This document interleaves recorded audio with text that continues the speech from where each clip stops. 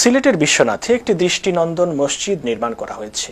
প্রায় কোটি টাকা ব্যয়ে ওই মসজিদটি এলাকার মুসল্লিদের জন্য নির্মাণ করেছেন স্থানীয় এলাকার বাসিন্দা আরব আমিরাত প্রবাসী হাজী আব্দুল মতিন।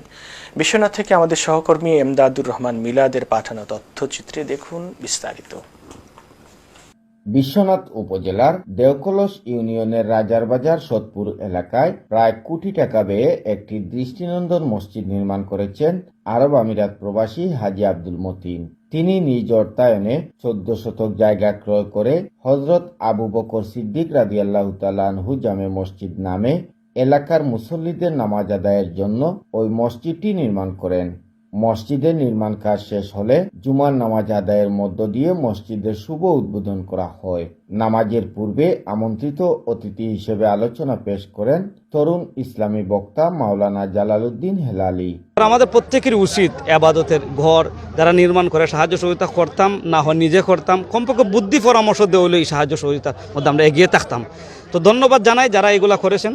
দোয়া করে আল্লাহ যেন তাদের সকলকে মাফ করে দেন। জুমার নামাজে সিলেট জেলা পরিষদের সাবেক সদস্য মাওলানা সোহলাল রাজি চৌধুরী, সমাজসেবক আব্দুল কাইয়ুম, এলাকার মুরব্বী ফরিদ আহমেদ, লেবু মিয়া, সাদিক মিয়া ও আব্দুল জলিল সহ বিপুল সংখ্যক মুসল্লি অংশগ্রহণ করেন।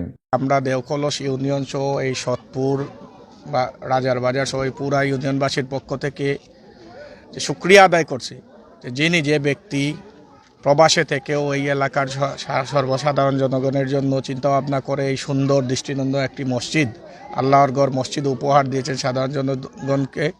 আমি দোয়া করি আল্লাহ রাব্বুল আলামিন যেন আজকে এই দুনিয়াতে যেভাবে আমাদেরকে মসজিদের ব্যবস্থা করে দিয়েছেন, কাল আখেরাতেও যেন আল্লাহ রাব্বুল আলামিনের জন্য মঙ্গল এবং কল্যাণের ব্যবস্থা করেন।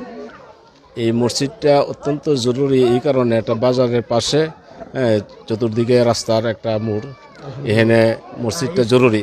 হাই স্কুল একটা আছে সাথে, এলাকাবাসী দেশবাসী সকলের এটার মধ্যে কোনো বিরোধ সৃষ্টি না করে মসজিদের উন্নয়নের জন্য, মসজিদে কীভাবে নামাজি আসে, এই জন্য আমরা সকলে মিলেমিশে এই মসজিদের পাশে থাকতাম।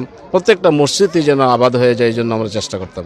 গুরুত্বপূর্ণ স্থানে মসজিদটি নির্মাণ করায় সোদপুর গ্রামের প্রবাসী হাজী আব্দুল মতিনের প্রতি কৃতজ্ঞতা জানান এলাকাবাসী।